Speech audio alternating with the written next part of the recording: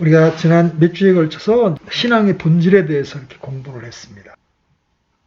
하나님을 아는 일에서 자라나는 것뿐 아니라 하나님의 일에 동참하는 삶 등 우리 신앙생활 전체에서 한 가지 필수적인 요소는 거룩한 삶이에요. 하나님과 동행하기 위해서 반드시 필요한 필수 요건이 뭐냐면,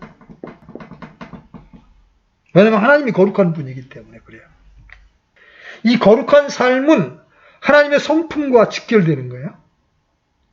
하나님은 거룩한 분이므로 하나님께 속한, 하나님과 동행하는 하나님의 백성은 거룩한 삶을 살아야 합니다. 당연한 이치죠. 성경에서 거룩한 삶의 중요성에 대해서 말하는 구절은 셀 수가 없어요. 몇 가지만 살펴보면서 도대체 거룩한 삶이 왜 절대적으로 필요한지를 오늘 한번 살펴보고 연이어서 이제 몇 주에 걸쳐서 이 거룩이라는 주제에 대해서 좀 자세히 살펴보려고 합니다. 첫 번째로, 거룩한 삶은 참다운 구원의 한 열매다. 동의합니까? 어떤 사람이 진짜 구원을 받았다면 그의 삶이 변해서 거룩해지는 것이 너무나 당연한 거란 얘기죠. 자, 우리 요한일서 1장 5절로 6절 펴보십시오. 요한일서 1장 5절로 6절 찾았으면 같이 읽습니다. 시작. 그런즉 우리가 그분에게서 듣고 너희에게 밝히 드러내는 소식이 이것이니 곧 하나님은 빛이시요 그분 안에는 전혀 어둠이 없다는 것이라. 만일 우리가 그분과 교제한다고 말하며 어둠 가운데 걸으면 우리가 거짓말하고 진리를 행하지 아니하느니라. 하나님과 교제한다고 그러면서, 빛 대신 하나님과 교제한다고 하면서 우리가 어둠 가운데 걷는다. 그러면 그게 진짜냐 아니냐? 우리가 거짓말하는 거다. 자, 요한일서 3장 6절도 한번 가보세요. 3장 6절. 자, 같이 읽습니다. 누구든지 그분 안에 거하는 자는 죄를 짓지 아니하나니 누구든지 죄를 짓는 자는 그분을 보지 못하였고 알지도 못하였느니라. 이 말씀이 교리적으로 어떤 위치에 있는 것과 상관없이 신자는 죄를 거절하게 돼 있다는 거죠. 이 요한일서는 그 당시 교회를 어지럽혔던 이단인 영지주의로부터 교회를 보호하고 성도들에게 참다운 구원의 확신을 주기 위해서 쓰여진 거예요. 요한일서는 우리의 구원을 한마디로 하나님과의 교제, 하나님을 아는 것이라고 표현합니다. 또 요한일서는 하나님을 빛과 사랑이라고 표현하고 있는데 그것들은 다 하나님의 속성을 표현하고 있는 말들이죠. 그래서 요한일서는 하나님께 속한 성품과 세상에 속한 성품을 매우 날카롭게 대조시키고 있습니다. 하나님께 속한 사람은 진리의 영을 따르게 되죠. 세상에 속한 사람은 오리의 영을 따르게 되는 겁니다. 요한일서는 성도들이 진짜 구원을 받았다면 그들에게 반드시 나타나야 할 열매 중 하나로 거룩한 삶을 반복적으로 말하고 있는 거예요. 성경은 심지어 우리가 하나님을 안다고 하면서, 다른 말로 하나님과 교제한다고 말하면서 여전히 어둠 가운데 행하면 그것은 거짓말이다 이렇게 말합니다. 그 당시 영지주의자들이 그랬어요. 하나님을 안다고 말하면서 육체는 이게 어차피 아무것도 아니기 때문에 무슨 짓을 해도 상관없다 이렇게 가르쳤습니다. 물론 그렇다고 해서 이 말이 우리가 참다운 구원을 받으면 그 이후에 죄를 전혀 짓지 않는다는 말이 아니에요. 뒤 이어서 나오는 요한일서 1장 8절로 10절을 보아도 그 사실을 분명하게 알 수 있어요. 그죠? 자백하라고 말하니까, 그죠? 죄를 지을 가능성은 여전히 있지만 계속해서 반복적으로 죄 안에 거할 수 없다는 거예요. 우리가 구원을 받았다고 하면서 우리의 지속적인 삶의 방식이 마귀의 성품과 세상을 따르는 풍조인 거짓과 미움과 악함이라면 그것은 거짓말이고 그 사람은 참다운 구원을 받지 못한 사람이라는 말이죠. 이처럼 거룩한 삶은 참다운 구원의 필연적인 한 열매입니다. 지금 거룩의 필수성을 이야기하고 있는 거야. 두 번째, 거룩함은 하나님의 백성을 향한 하나님의 비전과 목표이다. 자, 우리 에베소 1장 4절로 5절 보겠습니다. 에베소 1장 4절로 5절 자, 같이 읽겠습니다. 시작. 곧 우리가 사랑 안에서 자신 앞에 거룩하고 흠이 없게 하시려고 세상에 창건 이전에 그분 안에서 우리를 택하셨으며 자신의 크게 기뻐하시는 뜻에 따라 우리를 예정하사 예수 그리스도를 통해 자신의 아이로 입양하심으로써, 여기 보면 자신 앞에 거룩하고 흠이 없게 하시려고 우리를 선택했다고 말이야. 자, 에베소 5장 25절로 26절도 가봐요. 자, 같이 읽습니다. 시작. 남편들아 너희 아내 사랑하기를 그리스도께서 교회를 사랑하사 교회를 위하여 자신을 주신 것 같이 하라. 이것은 그분께서 말씀을 통해 물로 씻음으로 교회를 거룩히 구별하고 정결하게 하려 하심이요 또 그것을 점이나 주름이나 그런 것이 없는 영광스러운 교회로 자기를 위해 제시하려 하심이며 교회가 거룩하고 흠이 없게 하려 하심이라. 성경은 하나님께서 그리스도 예수님 안에서 우리에게 영적인 복을 주셨다고 말합니다. 특히 모든 영적인 복을 그것도 이미 주셨다고 말합니다. 이제 그 하나님이 주신 복을 우리가 발견하지 못하다 보니까 오늘날 적지 않은 성도들이 신앙이 타락해서 이 세상에 있는 것들의 삶의 목표를 두고 그것들을 위해 살아갑니다. 심지어 그들의 삶 속에서 하나님은 세상의 것들을 얻기 위한 수단에 불과한 거죠. 그들은 사업이 잘 되고 자식이 좋은 대학에 들어가는 등 세상에서 잘 되는 것을 복이라고 생각합니다. 그 결과 그들은 영적인 복은 세상의 그 무엇으로도 살 수 없는, 그리고 세상의 그 무엇과도 감히 견주거나 바꿀 수 없는 소중한 것들인데도 불구하고 그것에 대해 관심이 전혀 없는 거예요. 하나님께서 하나님의 백성에게 주시는 영적인 복의 한 핵심은 천지를 창조하신 만군의 주 하나님께서 창세전에 그리스도 안에서 우리를 택하셨다는 거예요. 아까 읽은 에베소 1장 4절로 5절을 서로 연결해 보아도 알 수 있듯이 우리가 예수님을 믿어 하나님의 자녀가 되었다는 말은 하나님께서 창세전에 그리스도 안에서 우리를 택하셨다는 걸 의미합니다. 그뿐입니까? 때가 참에 예수님이 이 땅에 오셔서 그분이 피를 뿌려주심으로 우리가 죄들의 용서함을 받았어요. 그게 우리가 받은 복이에요. 그리스도 안에서 선택되었고 예수님의 피 흘리심을 통해서 모든 죄들이 용서되었고, 여러분 수많은 정치 지망생들이 또는 장관 후보자들이 두려워하는 게 뭔지 알아요? 나의 옛 행실이 드러나는 거. 근데 만약 그 죄의 목록들이 다 지워졌다 그러면 얼마나 좋아하겠어요. 우리는 그 복을 받은 거예요. 우리의 모든 죄악들이 딱딱한 구름에 사라진 같이 다 사라졌다. 그뿐만 아니라 죄사함 받은 우리에게 또 하나님이 하나님의 가장 고귀한 선물인 성령을 선물로 주셨다. 그래서 이미 우리는 모든 영적인 복을 받은 자들이에요. 근데 왜? 그런 복을 왜 주신 거예요? 성경은 하나님께서 우리를 택하신 목적이 우리를 하나님 앞에 거룩하고 흠이 없게 세우기 위함이라고 말씀하고 계시는 거예요. 아까 읽은 에베소 5장에서 사도 바울은 남편과 아내 사이의 관계를 다루면서 그것을 예수님과 교회 사이의 관계를 모델 삼아서 제시합니다. 그런데 우리는 여기서 그리스도의 신부인 교회를 향한 하나님의 비전과 목표를 볼 수 있습니다. 예수님께서 교회를 사랑하셔서 교회를 위해 자신을 주셨습니다. 그런데 이 구절이 말하는 예수님께서 자신을 내어주신 목적은 그들을 깨끗하게 하셔서 거룩하게 하시고 그들을 하나님 앞에 점이나 주름 잡힌 것이 없는 거룩하고 흠이 없는 영광스러운 모습으로 제시하기 위함이다. 이게 얼마나 영광스러운 교회의 모습입니까? 교회를 향한 하나님의 비전과 목표가 얼마나 놀랍습니까? 안타깝게도 오늘날 신자들이 이런 하나님의 궁극적인 목적에 대하여 너무나 무지하다는 거예요. 여러분은 교회를 향한 하나님의 비전과 목표가 보입니까? 오늘날 여러분과 교회의 모습이 교회를 향한 하나님의 비전과 관련해서 어떠한 상태에 있다고 생각하십니까? 우리의 모습이 하나님 앞에서 어떤 상태인가를 보기 원할 때 우리는 다른 사람이나 다른 교회의 모습과 우리의 모습을 대조해서는 안 됩니다. 우리는 성경이 말하는 교회의 모습과 오늘날 우리의 모습을 대조해 보아야 합니다. 그런 관점에서 볼 때 오늘날 우리는 정말 심각한 상태, 즉 하나님의 긍휼이 절박하게 필요한 상태에 놓여 있는 거예요. 어떤 사람들은 이러한 교회의 모습이 우리가 바라보고 나아갈 이상적인 목표이지 그것의 온전한 실현이 이 세상에서는 가능하지 않다고 반문할지 모릅니다.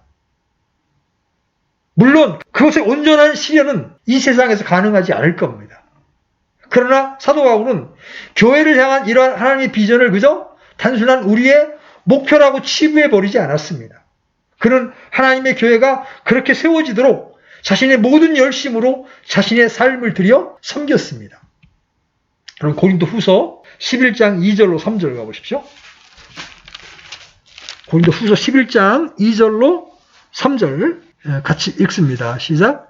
내가 하나님께 속한 질투로 너희에 대하여 질투하노니 이는 내가 너희를 순결한 처녀로 그리스도께 드리기 위해 한 남편에게 너희를 정혼시켰기 때문이라.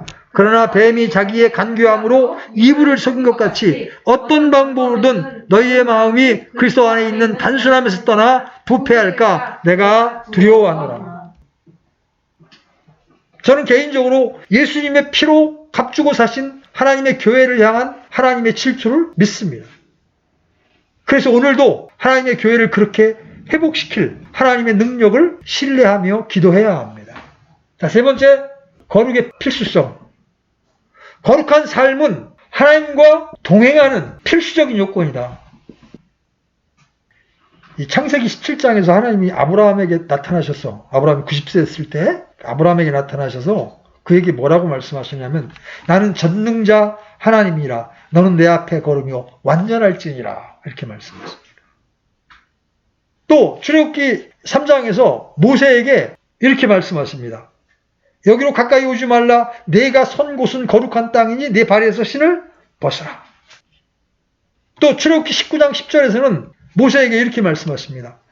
백성에게 가서 오늘과 내일 그들을 거룩히 구별하라. 또 그들이 자기들의 옷을 빨게 하고 셋째 날을 예비하게 하라. 셋째 날에 주가 온 백성의 눈앞에서 시내산 위로 내려오리라. 또 여호수아서 3장에서도 여호수아가 백성에게 이렇게 말합니다. 너희 자신을 거룩히 구별하라. 주께서 내일 너희 가운데에서 이적들을 행하시리라. 지금까지 말씀드린 이 구절들의 공통점이 뭐예요? 하나님께서 계획하신 놀라운 일들을 본격적으로 행하려고 하실 때, 그리고 하나님의 백성들 가운데 영광으로 임하려고 하실 때 하나님은 하나님의 백성들에게 거룩한 삶을 요구하셨다는 거예요. 그래서 하나님과 동행하는 삶에 있어서 거룩함은 필수 요건이다. 여러분 고린도 후서 6장 16절로 7장 1절 보겠습니다. 고린도 후서 6장 16절로 7장 1절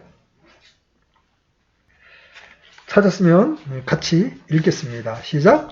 하나님의 성전이 우상들과 무슨 조화를 이루겠느냐. 너희는 살아계신 하나님의 성전이니라. 하나님께서 이르시되 내가 그들 가운데 거하고 그들 가운데 거닐며 나는 그들의 하나님이 되고 그들은 내 백성이 되리라. 주가 말하노라. 그러므로 너희는 그들 가운데에서 나와 분리하고 부정한 것을 만지지 말라. 그리하면 내가 너희를 받아들여 너희에게 아버지가 되고 너희는 내 아들 딸이 되리라. 주 곧 전능자가 말하노라 하셨느니라. 그러므로 극진히 사랑하는 자들아 우리가 이 약속들을 가졌은즉 하나님을 두려워하는 가운데 거룩함을 완전히 이루어 육과 영의 모든 더러움에서 우리 자신을 깨끗하게 하자. 성경은 하나님의 백성을 하나님의 성전이라고 부릅니다. 그렇죠? 사실 신약 성경에 보면 하나님의 성령이 그 안에 거하시는 하나님의 성전이 두 종류가 있어요. 우선 각 개개인들의 성도가 하나님의 성전입니다. 그렇죠? 그리고 하나님의 교회 전체가 하나님의 성전이에요. 이 구절 역시 하나님의 교회를 하나님의 성전이라고 부릅니다. 이 구절의 성전에 해당하는 이 나우스라는 단어는 구약시대에 하나님께서 온전히 영광으로 임재하셨던 지성소를 포함한 성소에 해당되는 말이에요.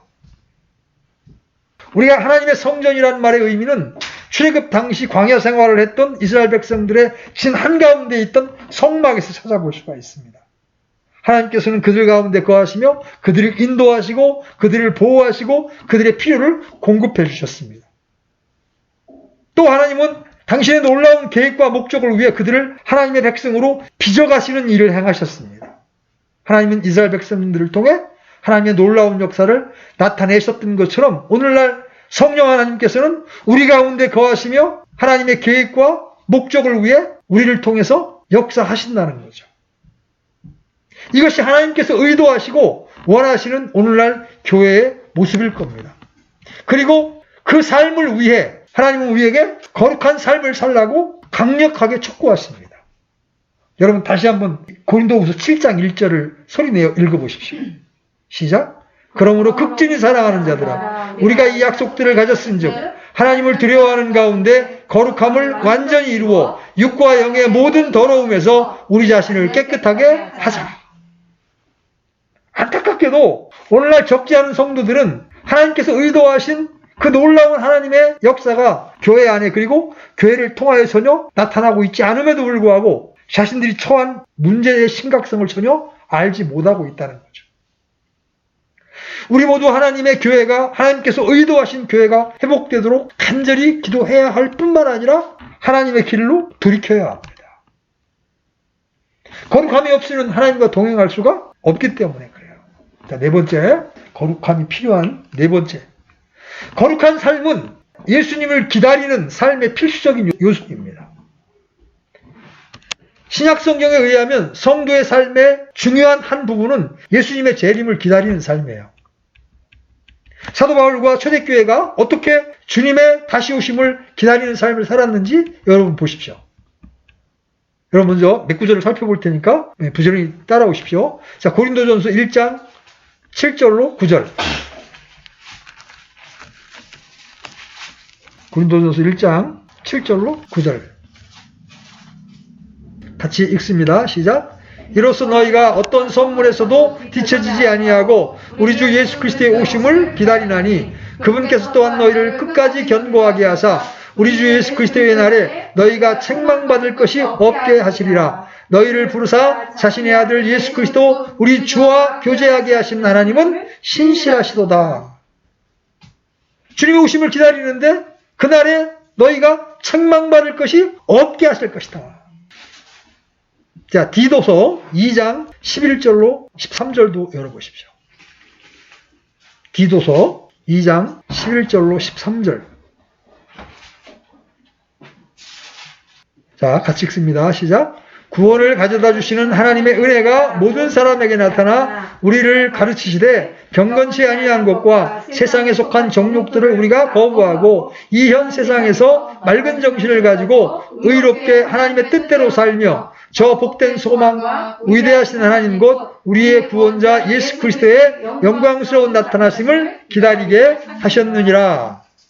우리는 거듭나서 하나님의 자녀가 되었습니다. 그러나 그것이 끝이 아니에요. 우리가 하나님의 자녀로 태어난 것은 시작에 불과합니다. 우리의 신앙은 예수님이 재림 때에 이루어질 부활의 몸, 새 하늘들과 새 땅을 포함한 구원의 완성을 향해 달려가는 삶입니다. 사도들과 초대교회 신자들은 주님의 재림을 기다리는 삶을 살았습니다. 그것이 그들의 삶의 핵심적인 부분이었어요. 그들의 사역, 그들의 섬김, 그들의 희생, 그들의 삶 등 그들의 삶의 모든 영역에 있어서 한 핵심적인 동기가 뭐예요? 주님의 날에 대한 그들의 소망이었습니다. 여러분은 지금 그날을 기다리며 살고 계십니까? 그날을 준비하며 살아가고 있습니까? 주님을 기다리는 삶의 한 핵심은 바로 거룩한 삶이에요. 다시 말해서 주님을 기다리는 삶이 거룩한 삶의 핵심적인 동기라는 거죠. 자, 베드로후서 3장 13절로 14절 보십시오. 베드로후서. 성경 많이 찾을 거예요. 베드로가 주님의 재림을 어떻게 언급하고 있는지 보세요. 같이 읽습니다. 시작. 그럼에도 불구하고 우리는 그분의 약속에 따라 의가 거하는 새하늘들과 새 땅을 기다리는도다. 그러므로 사랑하는 자들아 너희가 그러한 것들을 기다리나니 너희가 점도 없고 흠도 없이 화평 중에 그분께 발견되기를 힘쓰라. 베드로는 어떤 자세로 주님을 기다려야 된다고 말해요? 점도 없고 흠도 없이 화평 중에서 그분께 발견되기를 힘쓰라고 말합니다. 그래서 재림을 사모하는 사람들은 거룩한 삶을 사는 것이 필수적이다. 왜? 주님 앞에 나중에 서야 되니까. 자, 요한일서 3장 2절로 3절도 한번 찾아봅니다. 사도 요한은 그러면 재림에 대해서 어떤 이야기를 하고 있습니까? 요한일서 3장 2절로 3절. 자, 찾으셨으면 같이 읽습니다. 시작. 사랑하는 자들아, 이제 우리는 하나님의 아들들이니라. 우리가 앞으로 어떻게 될지는 아직 나타나지 아니하였을 때 그분께서 나타나시면 우리가 그분과 같게 될 줄 아노니 이는 우리가 그분을 그분께서 계신 그대로 볼 것이기 때문이라. 그분 안에서 이 소망을 가진 자마다 그분께서 순결한 것 같이 자신을 순결하게 하느니라. 순결을 말하죠? 왜 이런 말씀을 하는 거예요? 앞에 요한일서 2장 28절에 가보면 사도 요한은 예수님을 기다리는 자세로 이렇게 이야기합니다. 어린 자녀들아, 이제 그분 안에 거하라. 이것은 그분께서 나타나실 때에 우리가 확신을 가지게 하려 하며 또 그분께서 오실 때에 우리가 그분 앞에서 부끄러움을 당하지 아니하게 하려고 함이라. 자, 재림을 기다리는 사람들은 거룩한 삶을 살아야 돼요. 왜? 그분 앞에 부끄러움을 당하지 않기 위해서. 데살로니가전서 5장 23절도 한번 가보겠습니다. 데살로니가전서 5장 23절. 사도 바울은 예수님의 재림의 날에 우리가 어떻게 준비되기를 바라는지 여러분 한번 이 구절을 통해서 살펴보시기 바랍니다. 데살로니가전서 5장 23절 같이 읽습니다. 시작. 평강에 바로 그 하나님께서 너희를 온전하게 거룩히 구별하시기를 원하노라. 내가 하나님께 기도하여 너희의 온 영과 혼과 몸을 우리 주 예수 그리스도께서 오실 때까지 흠없이 보존해 주시기를 구하노라. 바울은 또 자신의 동역자였던 디모데와 디도에게도 주님을 기다리는 자세에 대해서 이렇게 명령합니다. 먼저 디모데전서 6장 11절로 14절. 디모데전서 6장 11절로 14절. 자, 같이 읽습니다. 시작. 그러나 오 하나님의 사람아, 너는 이것들을 피하고 의와 하나님의 성품과 믿음과 사랑과 인내와 온유를 추구하라. 믿음의 선한 싸움을 싸우며 영원한 생명을 붙들라. 그것을 위하여 너 역시 부르심을 받았고 많은 증인들 앞에서 선한 고백을 고백하였도다. 모든 것을 살리시는 하나님의 눈앞에서와 본디오 빌라도 앞에서 선한 고백을 증언하신 그리스도 예수님 앞에서 내가 내게 명하노니 너는 우리 주 예수 그리스도의 나타나심이 있을 때까지 점도 없고 책망받을 것도 없이 이 명령을 지키라. 디도서 2장 12절로 14절은 아까 읽었죠? 이 세상의 정욕들을 거부하고 이 세상에서 맑은 정신을 가지고 하나님의 뜻대로 산다. 자, 히브리서 12장 14절도 보십시오. 히브리서 12장 14절. 자, 같이 읽습니다. 시작. 모든 사람과 더불어 화평과 거룩함을 따르라. 그것들이 없이는 아무도 주를 보지 못하리라. 이 말씀의 교리적 위치와 별개로 하나님이 신자들에게 기대하시는 것이 뭐예요? 화평과 거룩함이에요. 자, 보세요. 지금까지 사도 바울뿐만 아니라 사도 베드로, 사도 요한, 히브리서 기자 등 모두는 성도들에게 주님을 기다리는 삶을 살라고 권면합니다. 아니, 단순한 권면이 아니라 그렇게 살라고 명령하고 있죠? 그리고 그들 모두 주님의 재림을 기다리고 준비하는 삶의 한 핵심으로 거룩한 삶을 지금 들고 있습니다. 사도 베드로는 성도들에게 하나님의 날, 즉 주님의 재림의 날이 임하기를 바라보고 간절히 사모하라고 명령하고 있습니다. 그는 그날이 도둑같이 임할 것이라고 말하면서 그날을 준비하기 위해 성도들에게 거룩하고 다른 사람들에게 화평하기를 힘쓰라고 명령합니다. 사도 요한은 우리의 신앙을 한마디로 하나님과의 교제, 즉 하나님을 아는 것이라고 표현하면서 예수님이 다시 오시는 그날에 우리가 예수님의 형상대로 변화될 것이라고 말합니다. 왜냐하면 그날에 우리가 예수님의 영광을 있는 모습 그대로 얼굴과 얼굴을 대하여 볼 것이기 때문입니다. 우리는 예수님의 영광을 보는 만큼 예수님의 형상으로 변화됩니다. 그러면서 사도 요한도 그 소망을 가진 우리는 예수님처럼 거룩한 삶을 살아야 한다고 말합니다. 사도 요한은 주님의 재림을 기다리는 또 다른 자세로 예수님 안에 거하라고 명령합니다. 예수님 안에 거한다는 말은 요한복음과 요한일서 전체를 볼 때 하나님과의 친밀한 교제 안에 거하는 것을 말합니다. 그는 성도들이 그렇게 해야 할 이유로 그날의 주님 앞에 부끄럽지 않고 담대하게 서기 위함이라고 말합니다. 바꿔 말하면 주님이 오실 때 우리가 준비되어 있지 않다면 부끄러움을 당하게 될 것을 의미하는 거죠. 만약 하나님의 백성들이 이 세상에서 어떻게 살든지 상관없이 예수님의 재림의 날에 예수님의 영광을 보게 될 것이고 그 결과 예수님의 형상으로 변화될 것이고 하나님께서 예비하신 모든 유업을 자동적으로 받게 된다면 여기 나오는 모든 성경 구절들과 그 많은 성경 구절들은 아무런 의미가 없을 거예요.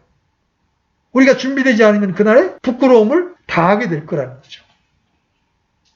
사도 바울도 다른 사도들과 정확하게 동일한 내용을 말하고 있죠.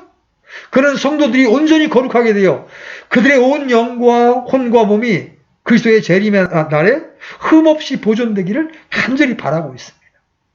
특히 사도 바울은 하나님께서 성도들에게 그렇게 해주시기를 간절히 바라고 있습니다. 거룩함은 근본적으로 하나님의 역사입니다. 그렇죠? 동시에 사도 바울은 성도들이 그날까지 거룩한 삶을 포함해 믿음의 선한 싸움을 싸우고 선한 일을 열심히 하는 자들이 되어야 한다고 명령하고 있습니다. 그 실제적인 거룩은 하나님과 우리의 동역으로 이루어지는 거라는 거죠. 히브리서 기자도 마찬가지였죠. 그는 다른 사람들과 화평을 누리고 거룩하기 위해 모든 노력을 다하라고 명령하면서 심지어 거룩함이 없이는 아무도 주를 보지 못하리라고 말합니다. 오늘날 일부에서는 시한부 종말론을 믿고 곧 임박한 주님의 재림을 준비하기 위해 모든 사회생활로부터 분리되어 자기들끼리 모여서 예배드리고 기도해야 한다고 주장합니다. 실제로 어떤 특정한 장소에 그런 삶의 터전을 만든 사람들이 꽤 많습니다. 안식교 출신들 포함해서 재림을 잘못되게 기다리는 사람들 단체가 곳곳에 많이 있어요. 전국에. 어떤 사람들은 매일 밤 12시에 모여서 기도하는 것이 주님의 재림을 준비하는 것이라고 말합니다. 그러나 그 모든 것들은 다 잘못된 거예요. 우리는 늘 주님의 재림을 준비하는 삶을 날마다 주님과의 친밀한 교제 가운데 주님과 동행하는 삶을 통해서 이루어야 하는 거예요. 오늘도 믿음의 선한 싸움을 싸우고 말씀을 전하는 것을 포함해서 오늘도 주님의 선한 일에 힘쓰고 오늘도 주님께 순종하고 오늘도 사랑하는 삶을 살고 그리고 거룩한 삶을 사는 거예요. 이와 같이 거룩한 삶은 우리의 모든 신앙생활에서 가장 핵심적인 요소 가운데 하나입니다. 한 가지 더. 우리가 거룩한 삶의 유익을 올바르게 인식하게 되면 거룩한 삶은 부담이 아니라 오히려 우리의 열망이 되는 거예요. 많은 성도들은 거룩한 삶이라는 단어를 들으면 가장 먼저 부담감이 생깁니다. 왜냐하면 거룩한 삶은 우리가 반드시 살아야 할 삶이긴 한데 그렇게 살지 못하는 자신의 모습을 발견하고 또 그렇게 살기가 너무 힘들다고 생각하기 때문입니다. 그러나 우리의 삶이 하나님의 임재 가운데에서 하나님과 교제하고 하나님과 동행한다면 하나님께서 우리 가운데 그리고 우리를 통해서 놀라운 일들을 행하실 거예요. 그래서 자연스럽게 이루어지는 거예요. 그럴 때만 우리는 하나님께서 우리를 위해 예비하신 삶이 얼마나 기쁨이 넘치고 얼마나 복된 것인지를 인식할 수 있는 거예요. 이와 같은 사람의 가장 중요한 요소인 거룩한 삶은 우리에게 부담이 아니라 우리가 간절히 원하는 소망이며 열망이 되어야 되는 거예요. 우리가 빛이신 하나님과 더욱 친밀한 교제를 가질수록 우리는 모든 도덕적 어두움으로부터 자신을 깨끗하게 해야 할 필요성을 더욱 의식하게 될 것입니다. 우리가 주님의 형상으로 변화되는 이 복된 소망을 더욱 묵상할수록 우리는 더 열정적으로 현재의 개인적인 성결을 추구하게 될 거예요. 오늘 말씀을 마무리합니다. 거룩은 하나님과 동행하는 삶에 있어서 필수 요소입니다. 그래서 거룩함은 참다운 구원의 한 열매이다. 예수님은 잎은 무성한데 열매가 없는 무화과나무를 저주하시잖아요. 그러니까 그냥 바짝 말라 비틀어지잖아요. 하나님이 이스라엘에게 열매를 기대했는데 열매를 맺지 못하자 이스라엘을 밑둥을 베시고 하나님의 복이 이방인에게 임하게 해서 지금 교회가 그 복을 누리고 있는 거예요. 두 번째, 교회의 거룩함, 신자의 거룩함은 하나님이 우리를 구원하신 비전과 목표이다. 왜 우리를 선택했어요? 왜 우리의 죄를 용서하셨어요? 왜 우리에게 성령을 선물로 주셨어요? 바로 우리가 하나님 앞에 거룩하고 흠이 없게 만드시려고. 세 번째, 하나님과 함께 길을 걸을 때 우리의 거룩은 필수적이다. 여러분 깨끗하게 옷 차려입은 사람이 노숙자, 옷이 더럽고 코칠칠 흘리는 사람과 같이 손잡고 걷고 싶겠어요? 수준이 안 맞잖아. 그런 거죠. 빛이신 하나님과 동행하려면 우리도 빛 가운데 걸어야, 그죠? 거룩함 가운데 걸어야 동행이 가능하죠. 그래서 이스라엘이 음행에 빠지고 우상숭배에 빠졌을 때 이스라엘 진영 한가운데 있던 성전에서 하나님의 영광이 떠납니다. 이카봇이 하나님의 영광이 떠난단 말이에요. 나 더 이상 여기 머물 수가 없어. 냄새가 나기 때문에 더 이상 있을 수가 없어. 여러분, 예배 드리려고 주의 첫날 이거 왔는데 막 주원이가 여기 똥도 싸놓고 막 여기다가 막 오줌도 싸놓고 막 그랬으면 여기 있고 싶어. 싫어. 제가 한번 솔직하게 얘기해봐. 싫지? 똑같은 거. 하나님 우리 가운데 거하시기를 원하는데 우리 안에 막 욕망, 세상을 사랑하는 마음으로 찌들어 있으면 난 네 안에 있기 힘들다. 그러니까 하나님이 이스라엘을 떠나시잖아. 하나님의 영광이 이스라엘을 떠나는 순간 이스라엘은 형편없는 자들이 되는 거예요. 그래서 막 이방 민족들에게 침략을 당하고 노예로 팔려가고 이게 코가 턱사끼리 끼어가지고 바벨론으로 끌려가고 막 그러잖아요. 네 번째, 주님의 재림을 소망하는 자들. 거룩한 삶을 추구해야 된다. 왜? 그분 오셨을 때 그분 앞에서 부끄러움을 당하지 않기 위해서. 그래서 오늘은 주님과 동행하기 위해서는 거룩이라고 하는 요소가 필수 요소라는 점을 우리가 살펴보았습니다. 이 부분을 여러분 마음속에 깊이 새기시고 매 순간 우리의 삶이 경건한 삶, 거룩한 삶으로 변화되기를 원합니다. 아멘? 네, 기도합시다. 하나님 아버지, 성경의 가장 고귀한 주제인 우리 거룩함에 대해서 우리가 살펴볼 수 있는 시간을 허락해 주셔서 감사합니다. 오늘 총론적으로 거룩한 삶의 필수성에 대해서 살펴보았습니다. 주님과 동행하기 위하여 또 주님의 우리를 향한 계획과 목적을 성취하기 위해서 이 거룩한 삶이 얼마나 중요한지를 하나님께서 말씀해 주셨는데 오늘 이 말씀을 통해서 우리의 삶이 변화되고 우리의 생각이 교정되는 그런 역사가 있게 되기를 원합니다. 이어서 우리가 거룩함의 실제적인 의미와 방법들을 우리가 공부해 나갈 때 주님께서 우리의 지각을 열어주셔서 합당한 것을 듣게 하시고 또 결단하게 하셔서 우리의 삶을 주님 거룩함으로 인도해 주시기를 원합니다. 감사를 드리고